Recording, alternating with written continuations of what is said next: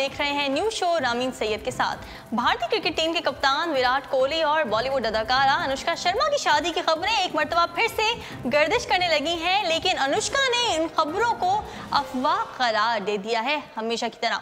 अब विराट और अनुष्का के दरमियान गुज़िश्ता 5 वर्षों की दोस्ती में कई बार उतार चढ़ाव आए और कई बार शादी के चर्चे भी हुए, लेकिन दोनों जानिब से हमेशा शादी की खबरों की तरदीद ही की जाती रही।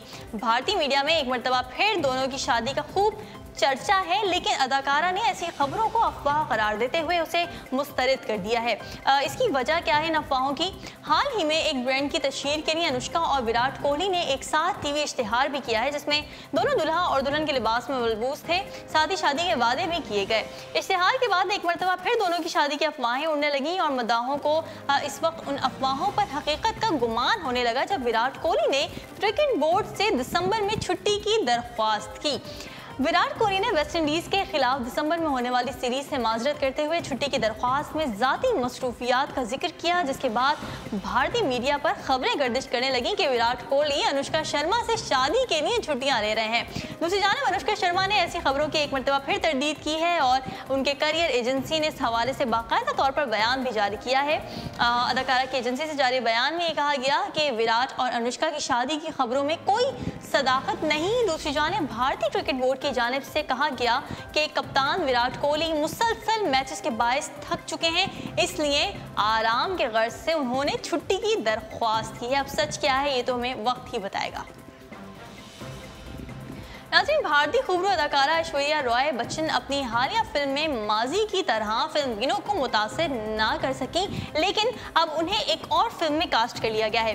फिल्मसाज पूजा बेदी और बॉबी बेदी मारूफ भारतीय खातून कारोबारी शख्सियत शहनाज हुसैन की जिंदगी पर फिल्म बना रहे हैं, जिसकी कहानी कमलेश पांडे लिख रहे हैं। फिल्म में सबसे पहले अदाकारा प्रियंका चोपड़ा को कास्ट किया गया, लेकिन अदाकारा ने हॉलीवुड में अपनी सीरीज की मसरूफियात के बायस फिल्म करने से इनकार कर दिया था, लेकिन अब खूबरू अदाकारा ऐश्वर्या बच्चन को फिल्म में कास्ट कर लिया गया है। फिल्म के लिखारी कमलेश पांडे के मुताबिक शहनाज हुसैन के किरदार को निभाने के लिए उनकी सबसे पहली पसंद सिर्फ ऐश्वर्या ही थी, क्योंकि वही किरदार के साथ इंसाफ कर सकती हैं। कमलेश का कहना है कि फिल्म के डायलॉग में आजकल की फेसबुक और ट्विटर की नस्ल वाली ज़बान नहीं, बल्कि तहजीब और अदब की ज़बान इस्तेमाल की गई है और ऐश्वर्या इस किरदार पर पूरा उतरेंगी। फिल्म की कहानी शहनाज हुसैन की 16 साल से लेकर 60 साल तक की ज़िंदगी के उतार चढ़ाव, कामयाबियां, नाकामियां और एक बाहिम्मत खातून के अज़्म के गिर्द घूमती है। फिलहाल ऐश्वर्या अपनी नई फिल्म फैनी खान की शूटिंग में मसरूफ़ है, जिनमें उनके साथ अदाकार अनिल कपूर जलवागर होंगे। मारूफ भारतीय कारोबारी शख्सियत शहनाज हुसैन के बारे में अगर बताते चलूँ तो शहनाज ब्रिबल इंडस्ट्री की CEO हैं, जिन्हें 2006 में भारतीय हुकूमत की जानिब से पद्मश्री अवार्ड से नवाजा गया था। नाज़रीन, दौरे जदीद में रोबोट्स का इस्तेमाल कई शोबों में बेहद आम हो गया है और रोबोट्स ने जहां इंसानों के बहुत से काम अपने सर ले लिए हैं, वहीं चीन में रोबोट्स ने ट्रैफिक पुलिस एहलकारों की जिम्मेदारियां संभाल ली हैं। चीन में ट्रैफिक पुलिस की जानिब से पेट्रोल रोबोट्स मुतारिफ करवाए गए हैं, जो न सिर्फ ट्रैफिक पुलिस ऑफिसर्स के फराइज अंजाम देंगे, बल्कि ट्रैफिक की रवानी बरकरार रखने समेत ट्रैफिक कवानीन के खिलाफ वर्जी करने वाले ड्राइवर्स पर नजर भी रखेंगे। चीन के हाईवे पर नस्ब किए गए इन रोबोट्स में एक कैमरा लगा हुआ है, जिसमें रिकॉर्ड होने वाली मालूमात मोबाइल ऐप के जरिए पुलिस एहलकार को मौसूल होंगी और यूं वो ट्रैफिक कवानीन के खिलाफ वर्जी करने वाले ड्राइवर्स को रोक भी सकेंगे। बाज़ अफराद को ज़ेरे आब ड्राइविंग करने का बहुत ज़्यादा शौक होता है, लेकिन उन्हें मौका नहीं मिल पाता, या अगर मौका मिल भी जाए तो उनमें समंदर के अंदर जाने की हिम्मत नहीं हो पाती। ऐसे ही अफराद के लिए ऐसा वाटरप्रूफ ड्रोन कैमरा तैयार कर लिया गया है, जो समंदर की गहराइयों को वर्चुअल रियलिटी के जरिए आपको ऐसे दिखाएगा जैसे आप बजाते खुद समंदर की गहराई में मौजूद हो। पावर रे नामी ये अंडर वाटर ड्रोन दरअसल एक रोबोट है जो न सिर्फ मछलियों का शिकार कर सकता है, बल्कि ज़ेरे आब बेहतरीन तस्वीर और वीडियोस बनाने की सलाहियत भी रखता है। माहिरीन के मुताबिक इस ड्रोन की बदौलत माहीगीरी के 7000 साल तारीख में तब्दीली आ गई है और अब समंदर के बीचों बीच जाए बगैर भी माहीगीरी की जा सकती है। यही नहीं बल्कि शिकार करने से पहले ये ड्रोन आपको मछलियों की तस्वीर भी भेजेगा, जिससे आप अपनी पसंद की मछली को शिकार करवा सकेंगे। ये ड्रोन हकीकी मकासद के लिए भी निहायत कारआमद साबित होगा, जो समुद्र की गहराई, इसके दर्जे हरारत और आब हयात के बारे में मालूमात फराहम करेगा। बढ़ते अगली खबर की जानिब। नाज़रीन, आपने ज़मीन पर बनाए जाने वाले बड़े बड़े तवील क़ामत और तवील हफ्सा मुजस्मे तो देखे होंगे, लेकिन अब समंदर के अंदर भी ऐसा ही दुनिया का सबसे बड़ा हैरान कुन मुजस्मा बना दिया गया है। एक बरतानवी मुजस्मा साज जेसन टेलर का बनाया जाने वाला ये मुजस्मा एक लड़की का है जो इस अंदाज से बैठी हुई है जैसे समंदर का सारा बोझ उसके कंधों पर हो। इस मुजस्मे का वजन 60 टन जबकि ऊंचाई 18 फीट है। इसको बहामास जज़ायर के करीब पानी में नस्ब किया गया है। जेसन टेलर ने इससे कबल भी ज़ेर-ए-आब कई मुजस्मे बनाए हैं। दुनिया के सबसे बड़े ज़ेर-ए-आब बनाए जाने वाले इस मुजस्मे की सबसे हैरान कुन बात यह है कि इसे ऐसे माहौल दोस्त मटीरियल से बनाया गया है जिसके बायस कुछ अरसे बाद इस पर खुदरू पौधे उगाएंगे और ये एक मस्तूई मूंगे की चट्टान यानी कोरल रीफ की शक्ल इख्तियार कर लेगा। फिलिपाइन में 47 साला गिलबर्ट सांचेज नामी शख्स ने कत्ल होने के खौफ से जिंदगी के 3 बरस 60 फुट ऊंचे नारियल के दरख्त पर गुजार दिए। गिलबर्ट फिलिपाइन के इलाके लापाज के रिहायशी हैं जहां 3 साल कबल कुछ लोगों की लड़ाई हुई थी। इस दौरान वो नामालूम शख्स की गोली का निशाना बन गए थे। इस हादसे के बाद गिलबर्ट को ऐसा खौफ तारी हुआ कि उन्होंने अपनी जान की हिफाजत के लिए अनोखा रास्ता इख्तियार कर लिया।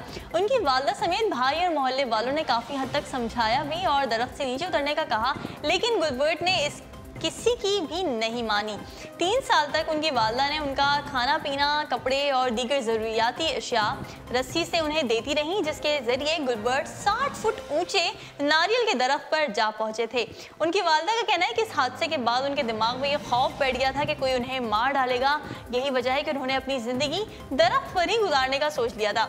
यहाँ तक कि जब उनसे ये कहा जाता था कि कम अज़ कम नीचे आकर नहा लो, तब भी ये बज़िद रहे।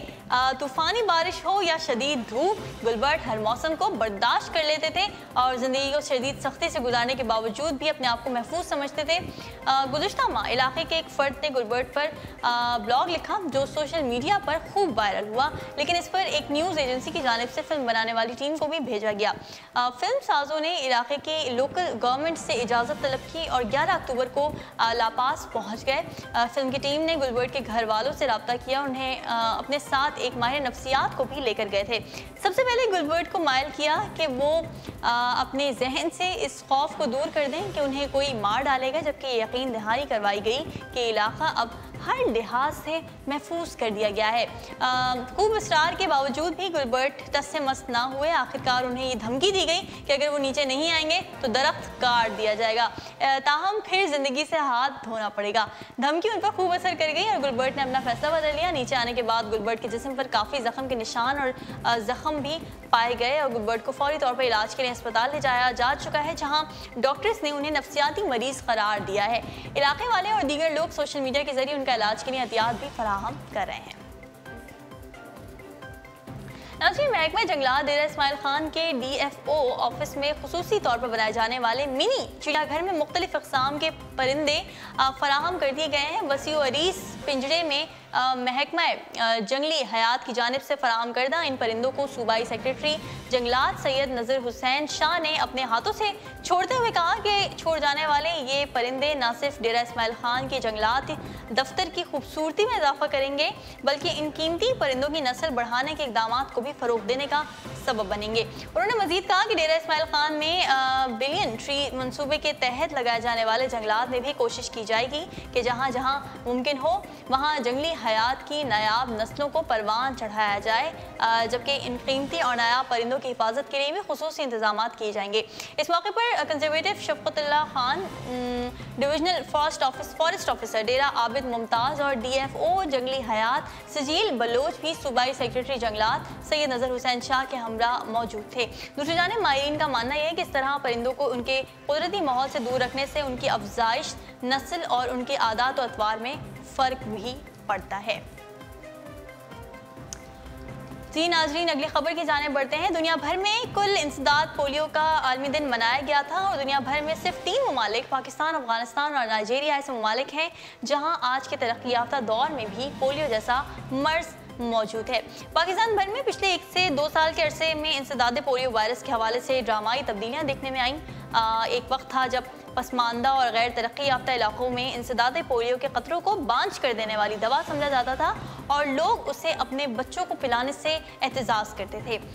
सर सैयद अस्पताल कराची के डॉक्टर इकबाल मेमन के मुताबिक एक बार जब वो लोगों में पोलियो के खिलाफ आगाही और शऊर पैदा करने के लिए एक मुहिम में शामिल हुए तो उन्होंने लोगों से ये भी सुना कि पोलियो वैक्सीन में बंदर के खून की आमिज़िश की जाती है, जिससे एबोला और दीगर ख़तरनाक अमराज का खदशा है। लेकिन अब इस हवाले से लोगों की सोच में बेइंतहा तब्दीली आ रही है, जिसका नतीजा हर साल पोलियो केसेस की घटती हुई तादाद है। एंड पोलियो पाकिस्तान के आदाद-ओ-शुमार के मुताबिक पाकिस्तान में पोलियो केसेस की बुलंद तरीन शरह सन 2014 में देखी गई, जब मुल्क में पोलियो वायरस के मरीजों की तादाद 306 तक जा पहुंची थी। ये शरह पिछले 14 साल की बुलंद तरीन शरह थी और इसके बाद पाकिस्तान हर सफरी पाबंदियां भी आयद कर दी गई थी। इसी साल पड़ोसी मुल्क भारत पोलियो फ्री मुल्क बन गया है। ताहम इसके बाद आलमी तंजीमों के ताउन से मकामी सतह पर पोलियो के खात्मे के लिए हंगामी इक़दाम उठाए गए, जिसके बाद सन 2015 में ये तादाद घटकर 54 और सन 2016 में सिर्फ 20 तक महदूद रही। रवां बरस ये तादाद मजीद कम हो गई और अब तक मुल्क में सिर्फ 5 पोलियो केसेस की तशखीस की गई है। खुशाइन बात यह है कि वफाक के ज़ेर एहतमाम कबायली इलाकों फाटा में जहाँ पोलियो वैक्सीन से बेजारी आम थी और सन 2014 में वहाँ से 179 पोलियो केसेस मंजर आम पर आए। इसी तरह फाटा में मकामी हुकाम की कोशिशों से लोगों के ख्यालात में इस कदर तब्दीली आ चुकी है कि लोगों ने अहम फरीज़ा समझकर अपने बच्चों को पोलियो के खतरे पिलवाना शुरू कर दिए, जिसके बाद रवां बरस फाटा से पोलियो का एक भी केस मंजर आम पर नहीं आया। आलमी इदारा सेहत ने भी पाकिस्तान की इन कोशिशों का एतराफ़ करते हुए इस बात का इम्कान जाहिर किया है कि पाकिस्तान बहुत जल्द पोलियो फ्री मुल्क बन जाएगा। उर्दू पॉइंट्स अब तक के लिए इतना ही। मजीद खबरों और अपडेट्स के लिए आप विजिट करते रहिए हमारी वेबसाइट www.urdupoint.com। फिलहाल रामीन सैयद को दीजिए इजाज़त। अल्लाह हाफ़िज़।